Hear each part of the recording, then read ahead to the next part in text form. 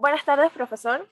Mi grupo tiene el placer de presentarles el día de hoy la exposición para semestral sobre las estrategias didácticas para el aprendizaje de la química y el desarrollo de competencias. Este grupo está conformado por 5 personas: Jocelyn Chérigo, Adrián Grinar, Angie Rodríguez, Villa Saldívar y Milady Sánchez. En el día de hoy queremos transmitir los conocimientos obtenidos mediante la investigación de las diferentes estrategias o técnicas didácticas para implementar en clase. Siguiente diapositiva, por favor. Como introducción o abreboca a este tema, tenemos que resaltar que la educación es un proceso en el cual se usan distintas técnicas y estrategias para lograr el objetivo principal, que no es más otro sino que aprender. Es por ello que es necesario definir y manejar claramente lo que son las técnicas de aprendizaje. Y estas vienen a ser las actividades que permiten que tanto docentes como estudiantes las lleven a cabo de manera mecánica para aprender con la práctica. Son acciones específicas que se llevan a cabo para aprender, mientras que las estrategias en sí se conciben como los pasos que se deben seguir para poder desarrollar el proceso de enseñanza-aprendizaje. Ambos factores unidos permiten que la enseñanza en el aula pueda ser más efectiva. En diferentes casos, el proceso de aprendizaje acelerado dependerá de la implementación adecuada de los dos aspectos. No solo se trata de conocer qué son las técnicas de aprendizaje, sino saber cómo aplicarlas, basándose siempre en los pasos que se deben seguir con el objetivo de obtener conocimientos y ayudar a lograr una mejor enseñanza. Existen diversas técnicas para conseguir el aprendizaje y esto va a depender de las características de los alumnos o estudiantes que estemos atendiendo, de los conocimientos previos que tengan y también de su organización. Se debe tener en claro que no solo es un factor que puede influir del ámbito académico, sino en el aspecto emocional y del comportamiento también. Se juega un papel muy importante. En la actualidad, los docentes deben contar con una gran diversidad de recursos para promover que los alumnos logren mejoras en su aprendizaje.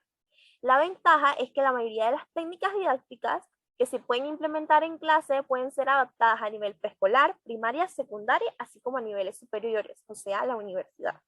Es importante que los docentes elijan las técnicas didácticas de acuerdo a las características y necesidades de sus grupos. De esta manera se podrá motivar y promover la participación de los estudiantes. Su inclusión en la planificación y posteriormente la implementación en el aula apoyará y facilitará el logro de los aprendizajes esperados. Próxima diapositiva. Aplicaciones. Como toda esta vida, tenemos que resaltar las aplicaciones y los tipos de técnicas didácticas o estrategias de aprendizaje.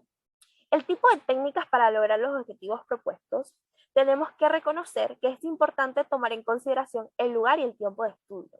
Siempre se recomienda tener un lugar de estudio y que este sea constante, que tenga luz natural, que se evite cualquier tipo de distracción. Es importante tener cerca objetos personales para que no ocurra esto. La motivación y la automotivación son realmente importantes. Es una responsabilidad del estudio que debe tener cada alumno y debe ser persistente en cada persona. Estar el pendiente de sus compromisos para lograr sus metas. La atención y concentración. Es recomendable evitar tanto ruidos como molestias, porque tanto el cansancio como las preocupaciones u otras distracciones causan problemas que no permiten el desarrollo del aprendizaje. Otro punto importante es activar los conocimientos previos. La lectura rápida es una herramienta que debe considerarse para el aprendizaje. Es que a través de ella se puede desarrollar la actividad de formular interrogantes y responderlas. En cuanto a las estrategias para lograr los objetivos propuestos, tenemos que debemos recolectar información donde se destaca el subrayado. El subrayado, la toma de apuntes o la lectura comprensiva es uno de los mejores métodos para recolectar información. La organización para alcanzar un nivel de comprensión y memorización, tenemos como ejemplos que serían buenos los esquemas, los mapas mentales o conceptuales y cuadros comparativos, que más adelante podrán ser definidos a mayor amplitud. Para poner en práctica la memoria debemos usar herramientas como la repetición y las reglas de asociación. El repaso también es una de las técnicas de aprendizaje donde a través del mismo uno puede fortalecer el conocimiento previo, para pudiendo sintetizar y comprender qué es lo importante dentro de una información. Y esta se debe adecuar al lenguaje propio. Algo que no resulta sencillo para todos es el autoaprendizaje, pues no todos tienen la capacidad de entender por ellos mismos y concentrarse lo suficiente. En este punto, lo que son técnicas de aprendizaje entran en juego.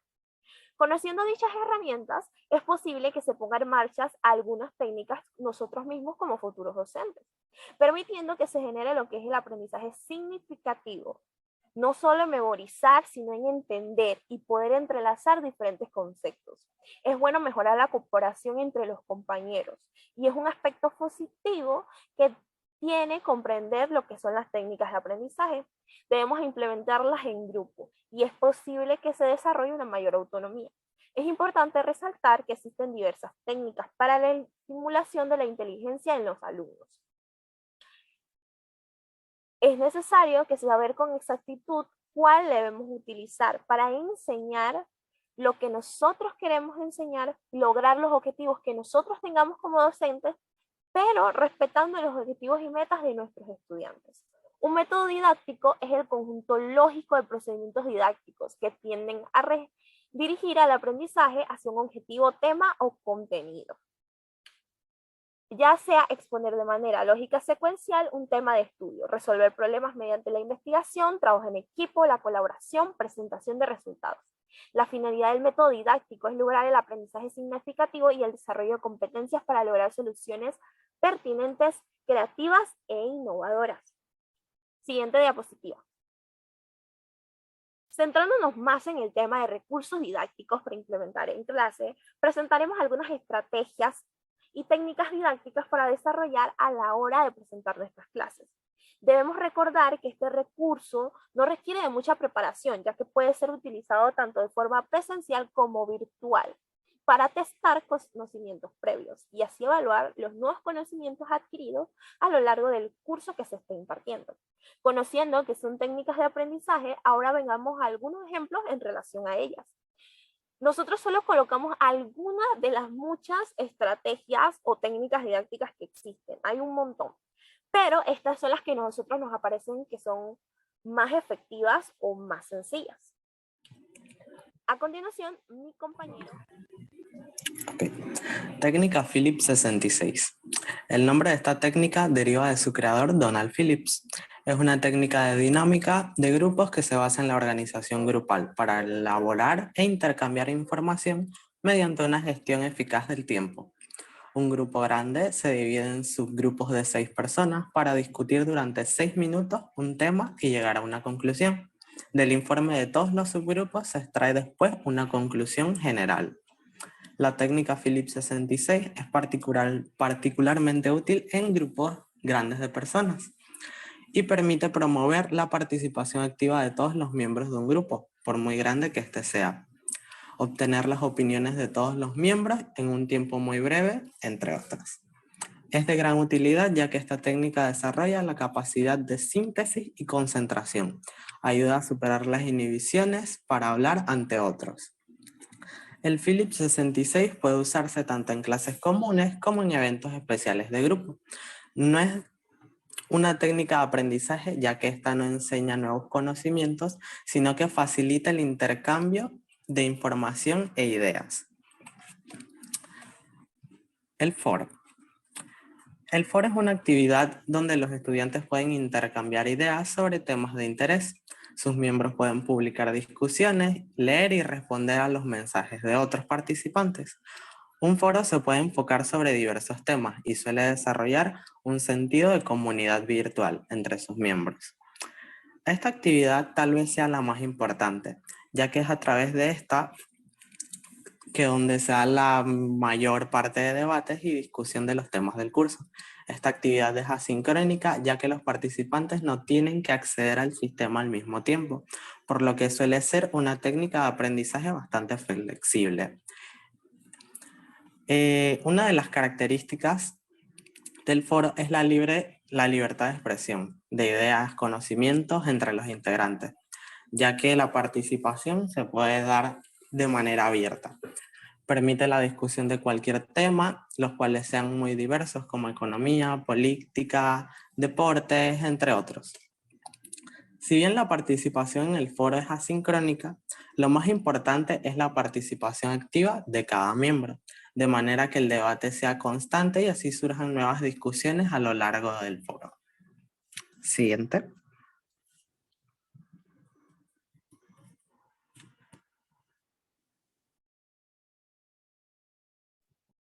El interrogatorio. El interrogatorio es una técnica con base en cuestionamientos que permite obtener información de los alumnos sobre conceptos, procedimientos, habilidades cognitivas, sentimientos o experiencias en relación a una temática. Es muy útil cuando se comienza a ver un nuevo tema. Contribuye a desarrollar la indagación de lo que generalmente es conocido a lo desconocido. Ayuda a recapitular y sintetizar lo que ya se ha investigado y estudiado. Estimula el trabajo individual, el análisis crítico y la reflexión. Promueve la participación del aprendiz y su capacidad de autoevaluarse. El éxito o no de un interrogatorio está en la forma o manera en que se interroga, docente a los alumnos, en el tipo de preguntas que se emplean. Debemos tener en cuenta los tipos de preguntas que uno utiliza en cuanto a información complementaria. Latour en el año 2003 sostuvo que saber preguntar es comenzar a crear. La pregunta implica la capacidad para provocar dudas, vacíos, problemas e hipótesis respecto al conocimiento. Su aplicación se puede realizar en cualquier momento de cualquier estrategia didáctica. Objetivos: promover el autoestudio y la capacidad interpretativa de diversas fuentes de información. Facilitar el desarrollo de la capacidad de la expresión crítica, reflexiva y analítica. Estimular la motivación para el desarrollo y logro de un aprendizaje significativo. Generar y mantener la confianza en la relación docente-aprendiz. Estimular la creatividad del discente o los alumnos. El desarrollo de esta técnica se basa mucho en las tareas que tenga que cumplir cada participante. Un interrogatorio tiene 3 procesos: el antes, el durante, el desarrollo y el desenlace. Podemos mencionar que en cada uno de ellos hay un rol que corresponde al docente y uno que corresponde al aprendiz. Antes de iniciar, un docente debe seleccionar y organizar los contenidos que se van a desarrollar en las situaciones de aprendizaje. Debe seleccionar fuentes de información que puedan consultar los aprendices previamente para luego poder desarrollar dicho interrogatorio. Debe estimar contenidos previos sobre el tema y orientar al aprendiz. Preparar un listado de preguntas que ha de emplear en el interrogatorio sobre el tema a desarrollar. Un aprendiz se debe preparar para la clase presencial, virtual o combinada. Revisar y repasar los contenidos previos. Durante la actividad, el docente debe mostrar una actitud motivadora, en concordancia con la temática que se va a desarrollar en la situación de aprendizaje. Debe tomar como base las fuentes o textos indicados y las cuales le proporcionó a los alumnos, de manera individual o en pequeños grupos. Por ejemplo, puede formular una primera pregunta y que los estudiantes de la primera fila sean los encargados de esa, y así sucesivamente. A cada fila le daría una pregunta distinta. Si la respuesta es satisfactoria, se pasa a la siguiente. Si es el caso contrario, se deberá pasar la pregunta a otro estudiante y si no responde, pues al siguiente, hasta que alguien tenga alguna base de la cual podemos partir a encontrar la respuesta correcta. No se deben dar por vencidos. Se debe dar tiempo suficiente para que el aprendiz piense y luego responda. En caso de no haber una respuesta, hay que generar una discusión circular o en pequeños grupos y luego transmitir las conclusiones en cada subunidad al grupo total. El estudiante o aprendiz debe poner atención a la actividad motivadora que le presenta el docente. Debe tener la concordancia con los conocimientos previos. Debe escuchar y observar el interrogatorio, hacer anotaciones e interrogantes que a él se le vayan desarrollando a lo largo de la actividad y debe participar en el interrogatorio de manera individual. Es importante recordar que hay muchas variantes a lo largo del desarrollo de esta actividad. La variante número 1 sería el estímulo a los aprendices. Debemos tener una actitud positiva, que se le pueda demostrar a los estudiantes que se quiere lograr una meta, que al final la síntesis de este tema tiene como objetivo que ellos lo aprendan y sea un conocimiento no para el día del parcial o para las semanas previas, sea un conocimiento que les dure toda la vida. La variante número 2 sería que emplearse para diferentes fines. Sabemos que hay muchos temas que son bastante técnicos o de cálculo, pero la mayoría de ellos, por ejemplo, referente a nuestra carrera, la mayoría de temas químicos tienen aplicaciones en la vida diaria. O sea que a la hora de desarrollar estas técnicas debemos estimular el trabajo individual, el análisis y reflexión sobre los conocimientos que estemos brindando. Después de la actividad, el docente debe evaluar el interrogatorio realizado y el tipo de preguntas que empleó, evaluar la actuación y el aprendizaje logrado en los aprendices, proponer mejoras para las siguientes actividades docente-estudiante. El aprendiz debe exponer de forma oral o escrita su punto de vista sobre el tema tratado y cómo fue el desarrollo del interrogatorio. En cuanto a la próxima actividad, llamada lluvia de ideas, es una técnica que consiste en que un grupo de alumnos lanzan ideas y otro grupo las anota. Posteriormente se analizan las ideas propuestas y se descartan las que no tienen relación con el tema. Y se eligen las ideas más interesantes. También es conocido en su término en inglés como brainstorming, que es una herramienta de planeamiento que se puede utilizar para obtener ideas respecto a lo que los estudiantes saben de un tema determinado, o también se puede utilizar para obtener ideas a partir de la creatividad de un grupo, y con ello se puede resolver un problema. Reglas primordiales. No es válido criticar las propias ideas ni las ideas de ninguna otra persona. Se debe establecer un ambiente libre de expresión. Nadie debe sentir temor a la hora de expresar sus ideas al grupo. Pero tampoco podemos presentar ideas absurdas o inmaduras, ya que este tipo de actividad, a pesar que es bastante divertida, nunca se debe perder la disciplina. Se debe generar el mayor número de ideas que sea posible. Entre más surjan, es mejor, habrá mayores oportunidades de que encuentren buenas ideas. Se debe procurar combinar las ideas, se debe buscar formas de combinar dos o más ideas en una nueva y así hacer tantas combinaciones como se pueda. ¿Cómo se utiliza? Se define el problema a plantear a los estudiantes. El docente asume un rol de conductor de dicho ejercicio y puede asignar a otra persona con este rol también. Pero esta decisión dependerá del número de estudiantes que se tengan en el curso, ¿no? Si es un grupo numeroso, siempre se sugiere que el docente asuma ese rol de facilitador para que haya un mejor control. Antes de comenzar, se debe explicar en qué consiste el ejercicio, el objetivo que tiene para las clases y sus reglas. Por ejemplo, que la participación puede ser voluntaria, pero que las ideas no pueden repetirse, que la crítica no está permitida. Se debe permitir a los estudiantes emitir ideas libremente sin extraer conclusiones en esta etapa. Primero hay que dejar que los estudiantes se expresen. Se escriben las ideas en una pizarra, un cuaderno o en una diapositiva desde un computador en la sala de clases, dependiendo de la tecnología o las herramientas que nos brinden el centro educativo que estemos atendiendo. El ejercicio termina cuando ya no existen nuevas ideas. Se analizan, evalúan y organizan las mismas para valorar su utilidad y función del objetivo que se pretendía lograr con el empleo de esta técnica. La lluvia de ideas se puede usar de varias formas. En un formato no estructurado o de flujo libre, donde el docente también asume un rol de facilitador, solicita ideas a los estudiantes, pero no representan una evaluación. Más bien se tiene que verificar la singularidad de las ideas, dejar que fluya la actividad de manera creativa e innovadora y estimular a quienes no están participando. Al final sí se debe tener una crítica de las ideas para verificar la comprensión de las mismas y eliminar los aspectos no importantes. El formato estructurado o en círculo tiene las mismas características que mencioné anteriormente, igual que el formato no estructurado. La única diferencia es que ya se crea como un orden. Se tienen las mismas ideas, las mismas metas, pero cada miembro del equipo presenta sus ideas en formato ordenado, por ejemplo, de izquierda a derecha.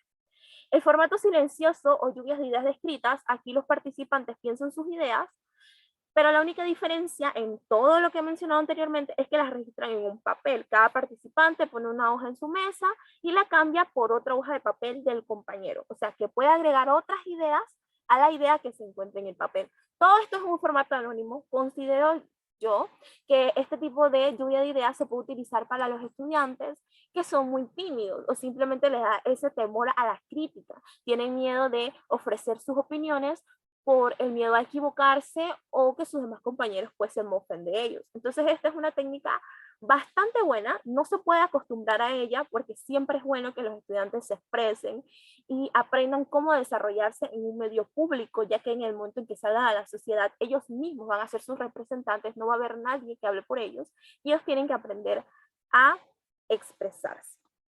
Siguiente diapositiva, por favor.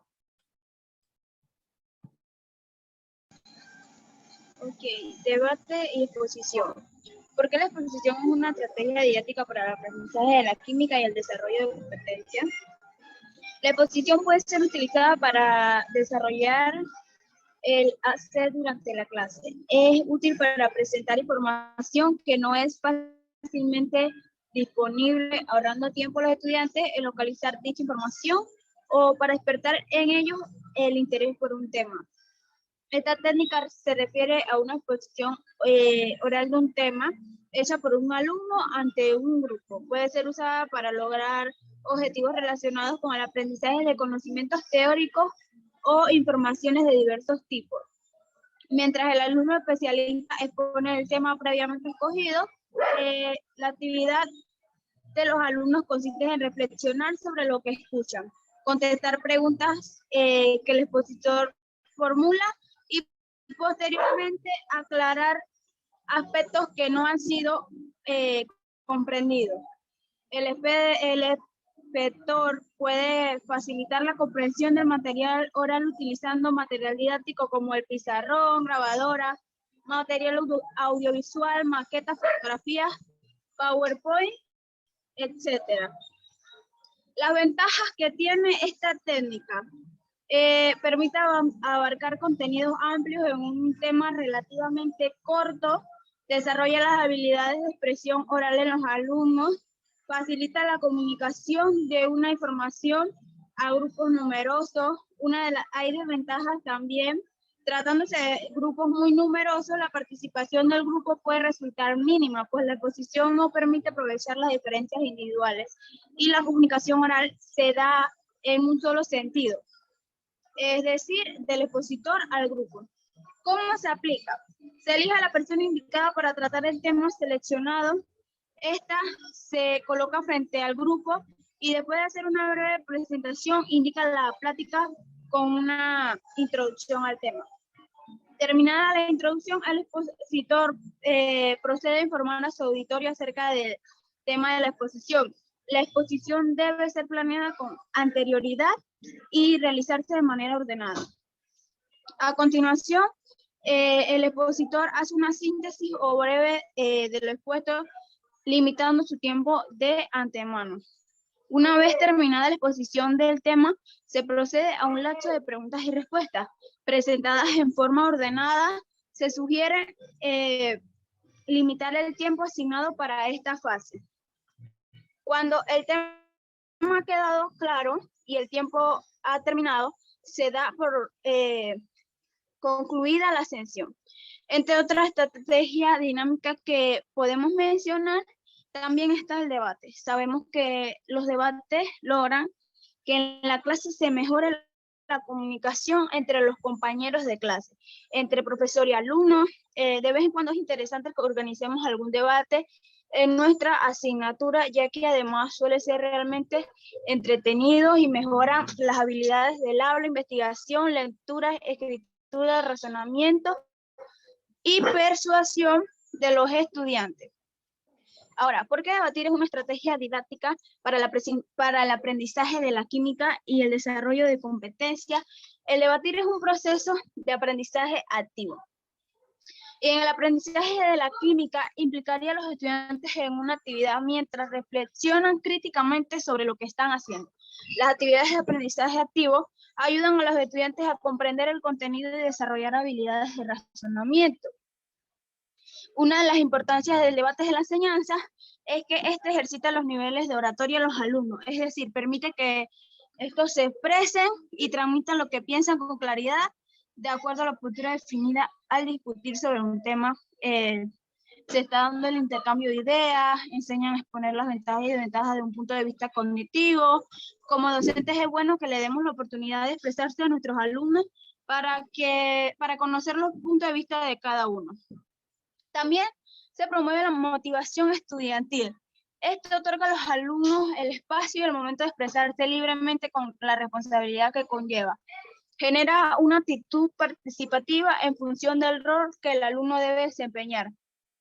El debate propicia la creación de la cultura de respeto y tolerancia, pues sabemos que hay una gran diversidad de pensamientos, los cuales debemos saber escuchar y abrirnos nuevas formas de ver la situación debatida. Se genera un sentido de identidad de acuerdo a la postura que se defiende y a las propuestas que se construyan durante este ejercicio. Otro punto por el que es importante es el trabajo en equipo.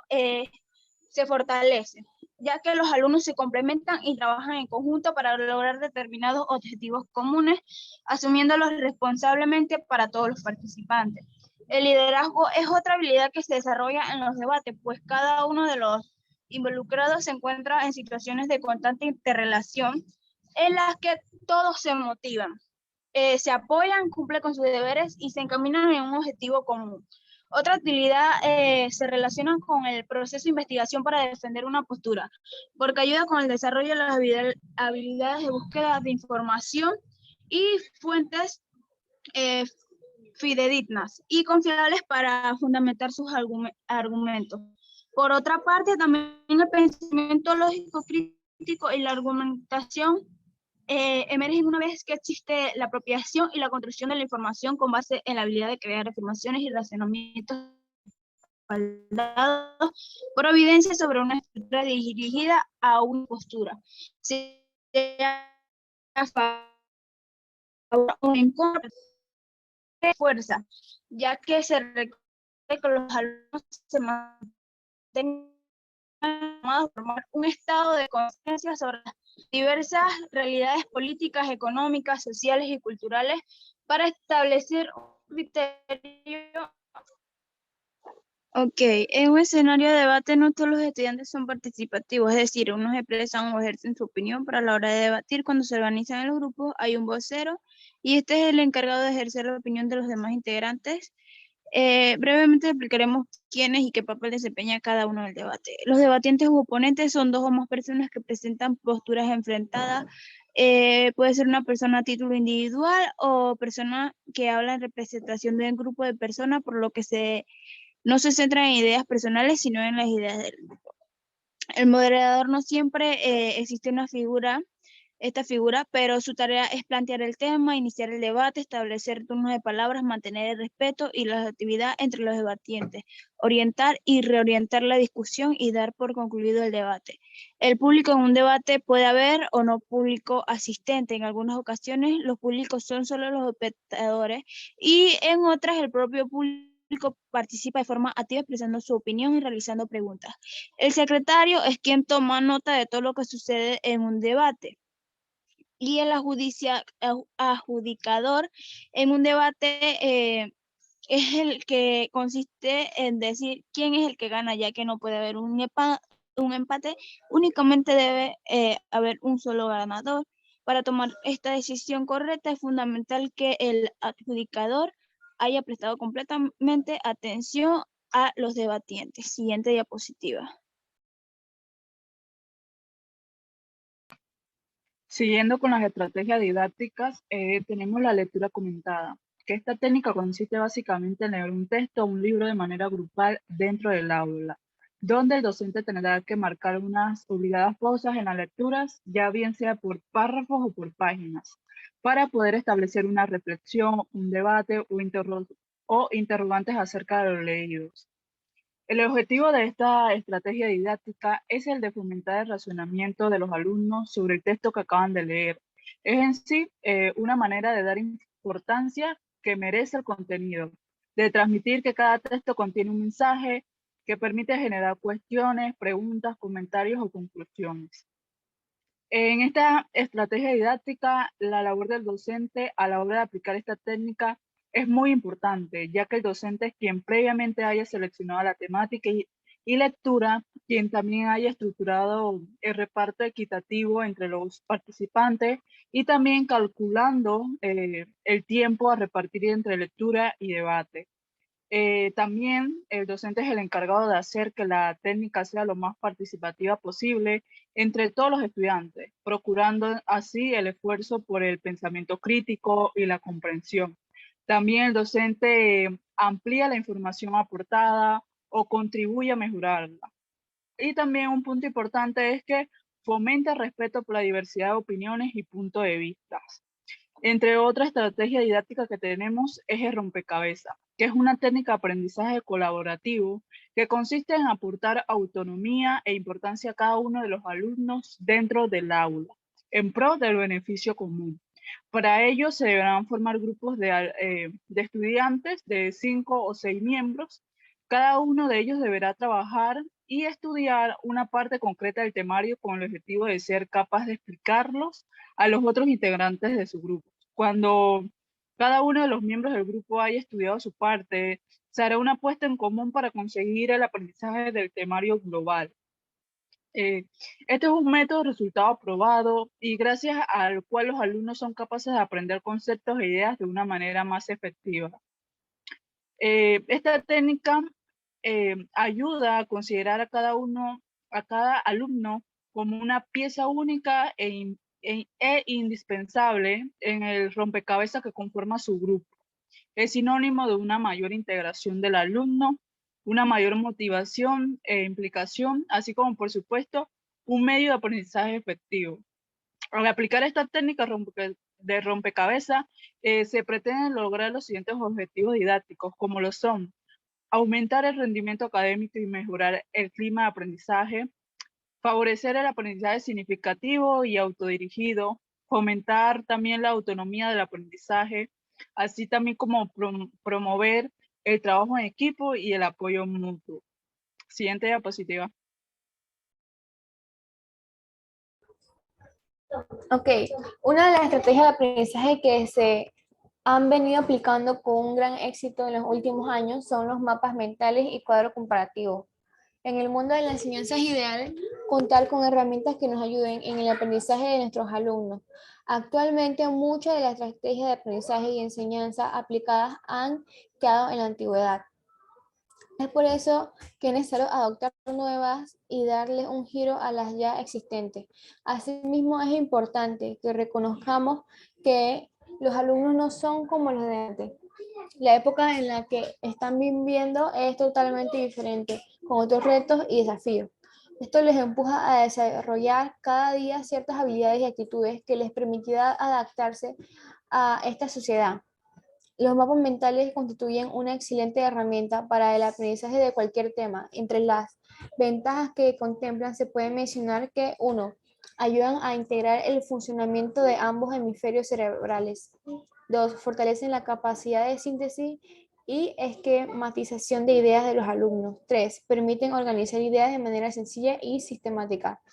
A pesar de que fueron creados hace unas cuantas décadas, actualmente los mapas mentales han sido redescubiertos como estrategia de aprendizaje, con excelentes resultados para la comprensión de la misma. Como futura docente de química, usaría los mapas mentales como método de un resumen o análisis en el tema de la evolución de la concepción del átomo, para que mis estudiantes hicieran un mapa mental con los procesos del átomo, sus años y químicos que los evolucionaron. En cambio, el cuadro comparativo permite identificar las igualdades y diferencias de dos o más conceptos o hechos, pero además organiza clara y ordenadamente la información de un texto para volver más sencilla su comprensión, lo cual nos refuerza la habilidad de comparar, lo que constituye la base para la emisión de juicios de valores, organizar el pensamiento, así como el procesamiento de datos. Con esta otra estrategia de aprendizaje lo usaría también como ensayo para tareas básicas para mis alumnos. Les dejaría de tarea que hicieran un cuadro compartido sobre ejemplos de materia física o materia química, con esas materias que se pueden encontrar en su casa, pues, para su mejor aprendizaje. Ejemplo, si ven un tubo oxidado, lo tienen que anotar en el cuaderno y poner cambio químico, porque su composición cambió y por eso es químico, cambio químico, materia química. Y si ven una hoja blanca corta, tendrían que poner que es cambio físico, porque solo se recortó y como no se quemó ni nada, seguiría siendo un pedazo de hoja blanca. A continuación, mi compañera Angie. Ok, para manera de aplicar las estrategias didácticas que hemos mencionado anteriormente, nosotros escogimos un tema referente a nuestra carrera, guiándonos del programa proporcionado por el MOEDUCA sobre las áreas del átomo como constituyente primordial de la materia, transformaciones químicas. Específicamente el tema de reacciones químicas. En nuestro trabajo podrá ver el ejemplo de programa que hicimos y aquí ve reflejado el planeamiento didáctico semanal proporcionado o preparado por nosotros para el desarrollo de este tema en una clase realista. Siguiente diapositiva, por favor. Empezando con este tema, podemos mencionar que las reacciones químicas se encuentran en todo lugar, en objetos tanto naturales o artificiales como los seres humanos. Estamos formados por átomos que se unen a otros átomos y así se forman las moléculas. Se pueden utilizar diferentes tipos de enlace químico para esta formación y es precisamente en estas uniones donde encontramos la clave de las reacciones químicas.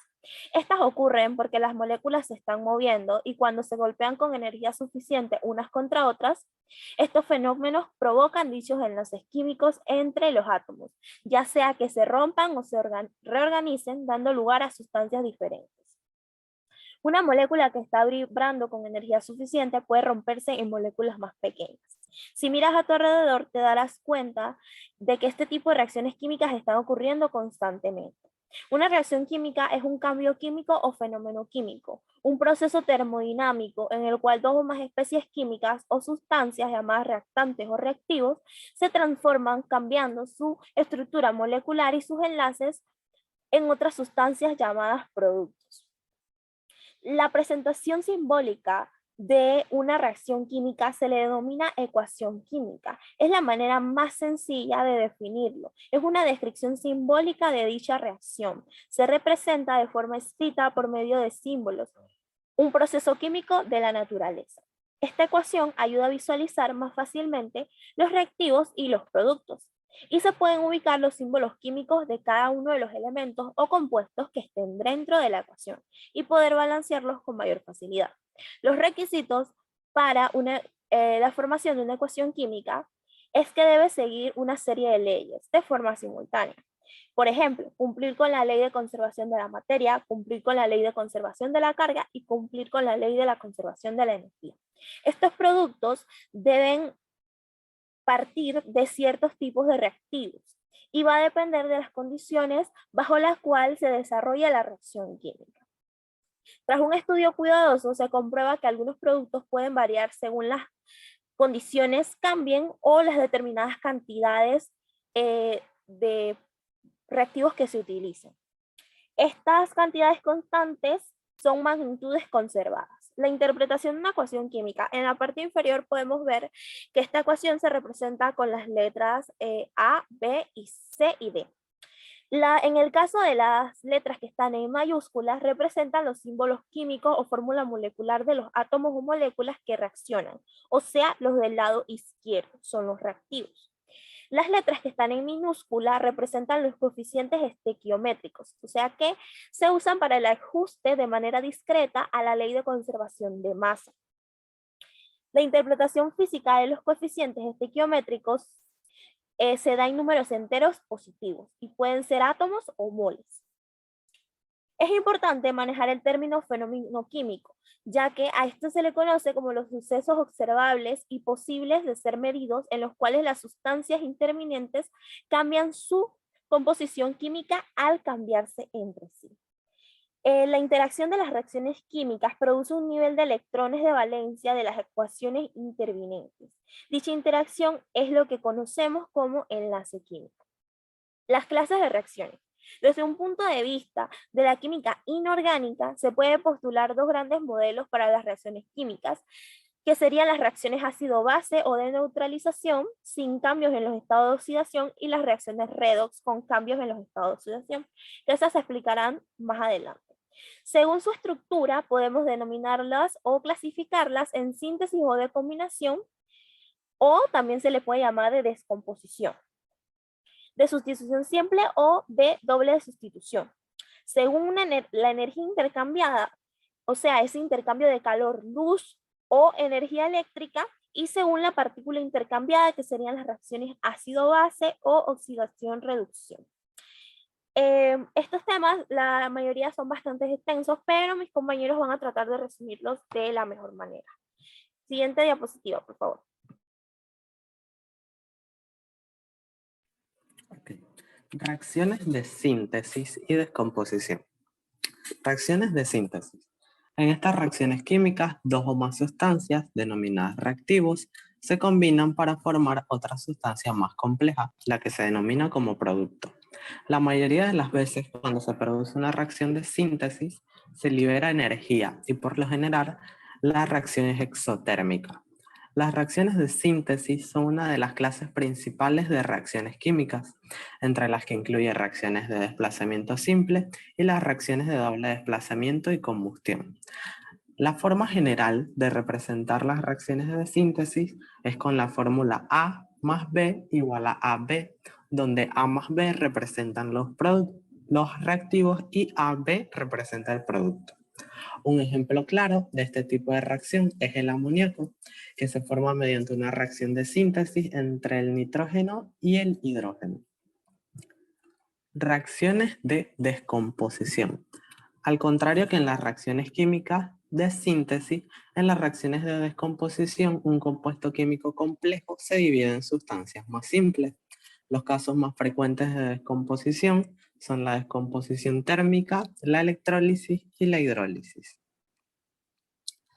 La descomposición química es una reacción química no deseada, en la cual la estabilidad de un compuesto es llevada a su límite, siendo expuesto a condiciones como el calor, electricidad, humedad, radiación o compuestos como ácidos u oxidantes. La forma general de representar las reacciones de descomposición es con la fórmula AB igual a A más B, donde AB es el reactivo inicial y A más B son ambos productos después de la reacción. Un ejemplo de descomposición es la electrólisis del agua, donde este se separa el hidrógeno y el oxígeno. Siguiente.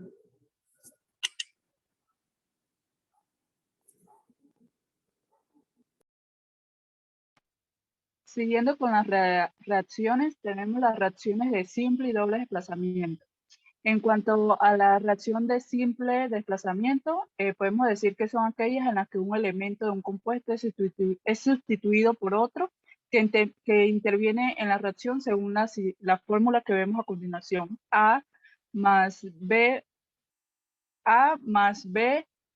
C queda como producto B más A, C, donde el elemento B del compuesto BC es sustituido por el elemento A.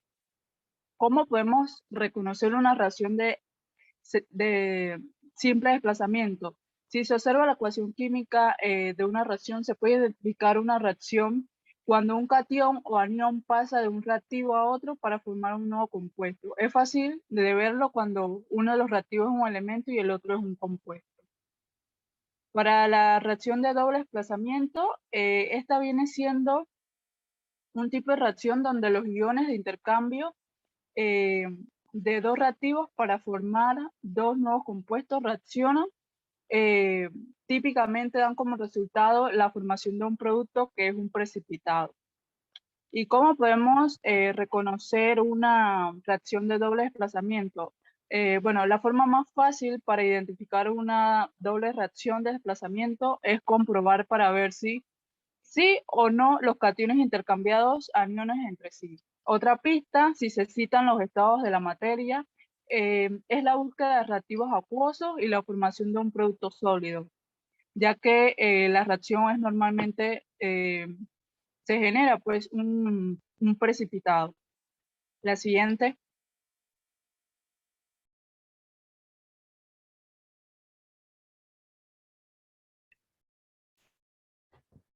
Ok.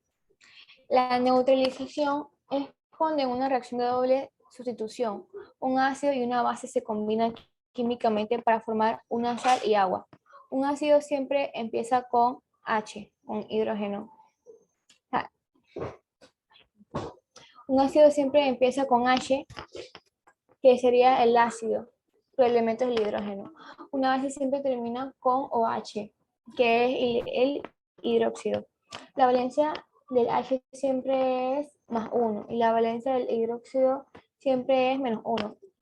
El H, por ser positivo, se une a un no metal, que son negativos. El hidróxido, por ser negativo, se une a un metal, que son positivos. Una sal se forma de un metal y un no metal. Okay. Los pasos para completar reacciones de neutralización son 3 básicos. Sería 1, separar en iones a los 2 reactivos haciendo 2 reacciones de ionización, una para cada reactivo. La segunda sería hacer una reacción de doble sustitución, combinando el positivo del primer compuesto con el negativo del segundo compuesto y el positivo del segundo con el negativo del primero. Y la tercera es intercambiar las valencias, que son las cargas, cruzando sin los signos. Si son iguales en número, se eliminan ambas. Y como ejemplo tenemos la imagen que sale en la diapositiva. Tenemos el hidróxido de magnesio, que es base por ser negativo y tiene hidróxido. Esta se ve sumando con 2 moléculas de ácido clorhídrico, y si mezclamos el hidróxido con la H, que vendría siendo el ácido, o sea, el metal positivo, da 2 moléculas de agua. Y ahora queda el magnesio, que es el metal, que se une al no metal, que es el cloro, y da cloruro de magnesio. Y como vemos, están balanceadas porque tienen la misma cantidad de moléculas tanto del lado izquierdo y del lado derecho. Ahora, una combustión es una reacción química en la que una sustancia orgánica, es decir, formada en su mayoría por carbono e hidrógeno, se desintegra emitiendo calor, gases y vapor de agua. Su energía liberada en forma de calor se presenta como una flama, dependiendo de la complejidad de la molécula. La combustión liberará una cantidad de calor. Si es más compleja, será mayor.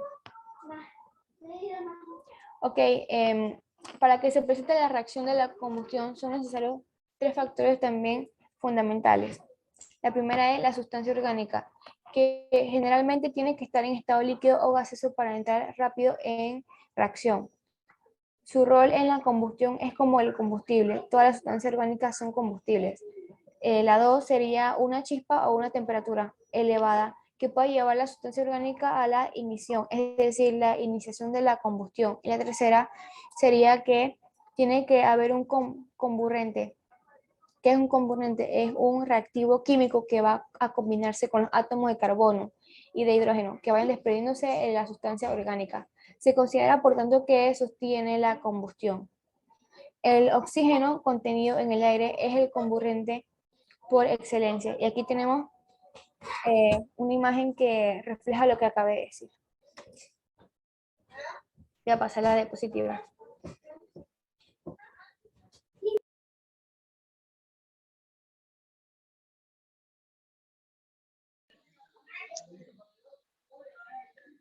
Ok, método para el balance de ecuaciones y reacciones químicas. En nuestro entorno, muchas veces nos preguntamos por qué es necesario balancear una ecuación química.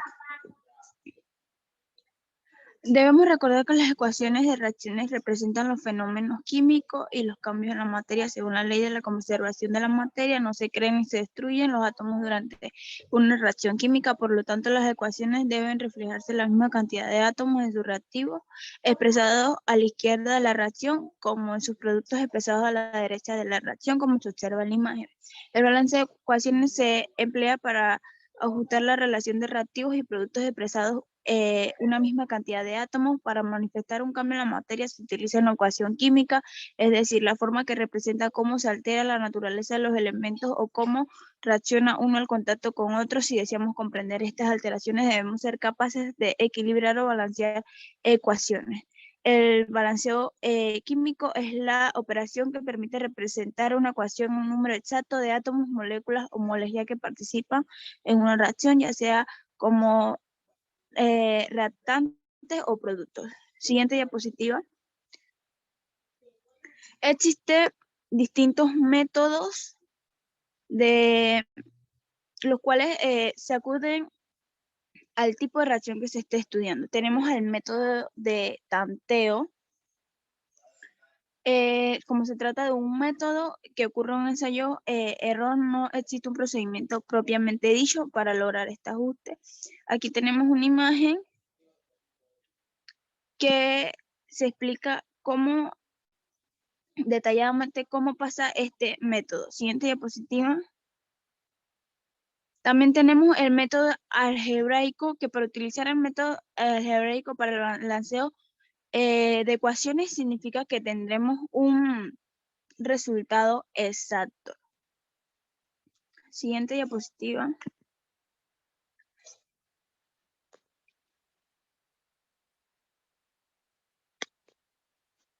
La siguiente.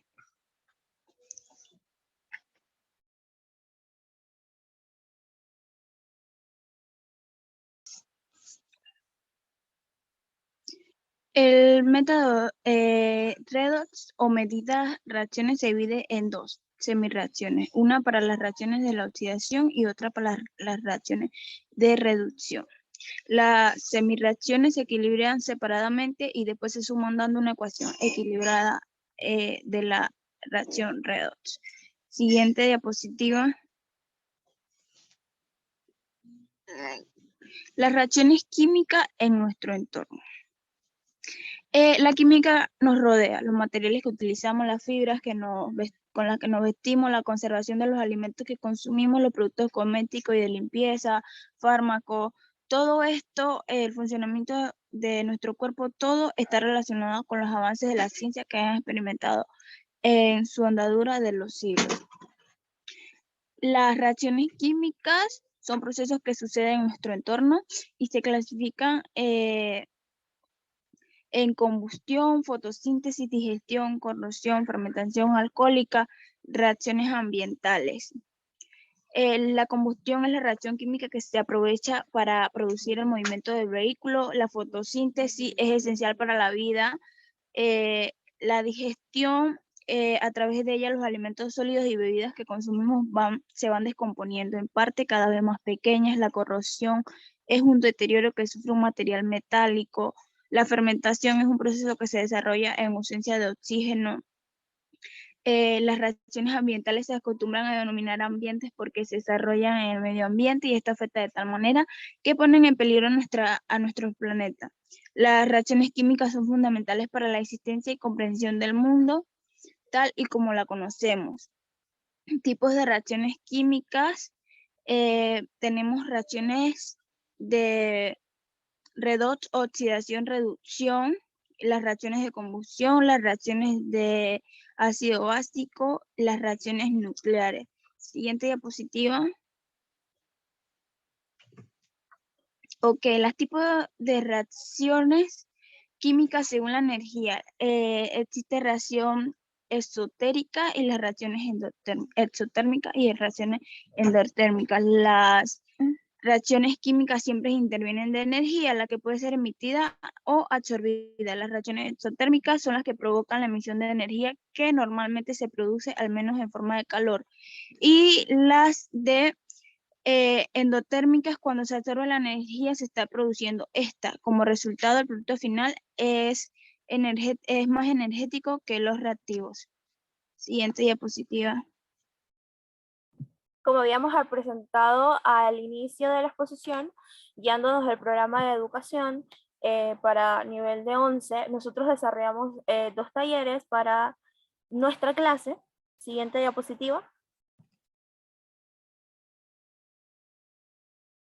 También asignamos 2 tareas del tema de neutralización y combustión, que sentimos que eran uno de los temas más importantes y un poco más complejos para el desarrollo en casa.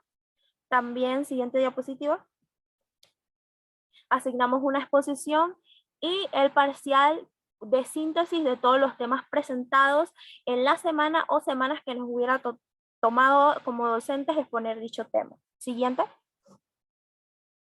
Estas serían las referencias bibliográficas que utilizamos tanto para la investigación de las estrategias o técnicas didácticas como para el tema de reacciones químicas.